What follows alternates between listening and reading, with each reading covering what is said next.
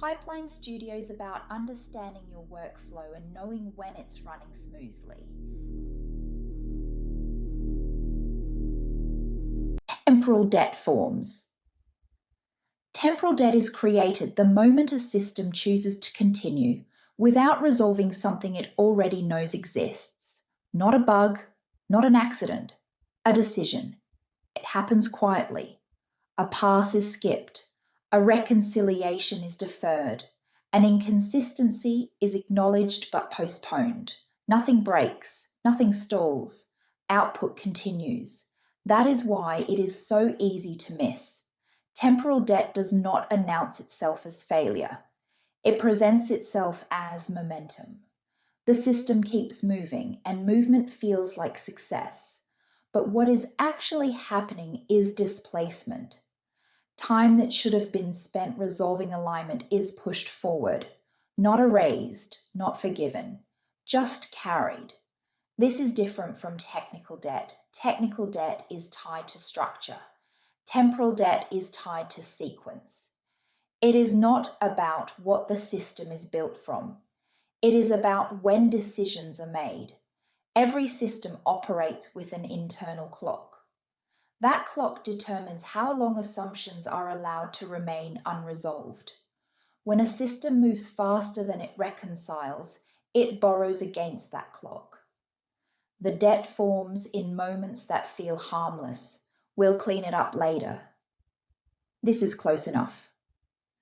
It won't matter at this scale. And most of the time, those statements are true. For now, temporal debt forms specifically because systems are allowed to proceed. If movement were blocked, debt could not accumulate.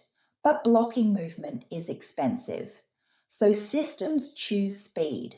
This choice is rational. It is often necessary. But it is still a choice. The danger is not that the system moves forward. The danger is that the cost of moving forward becomes invisible.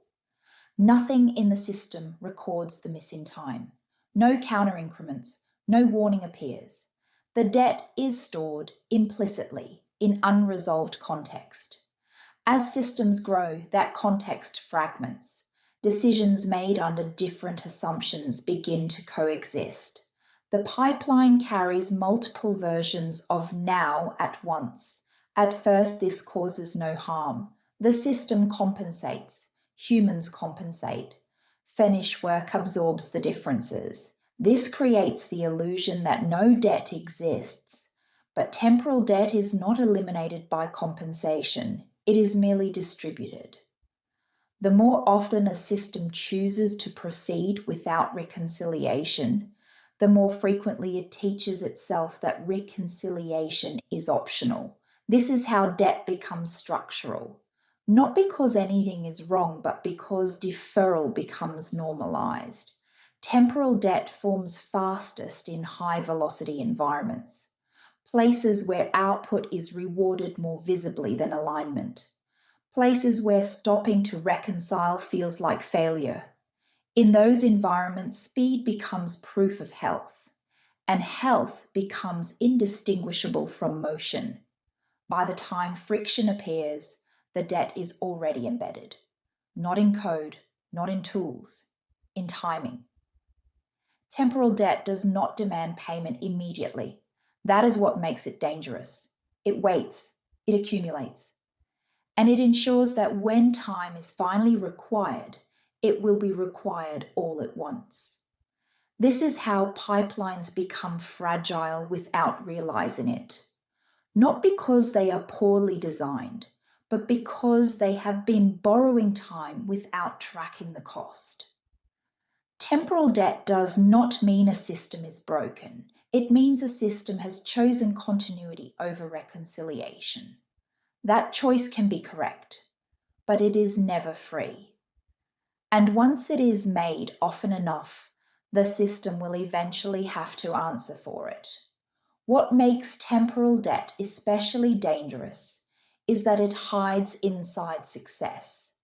As long as delivery continues, the system appears healthy. As long as deadlines are met, No one asks what was deferred to make that possible. Time is spent twice in these systems, once when it is borrowed, again when it is finally reclaimed. By the time the system feels slow, fragile, or resistant to change, the debt has already matured, and at that point, speed is no longer an asset. It is the mechanism that concealed the cost. This concludes this session. Let what you've heard settle before continuing.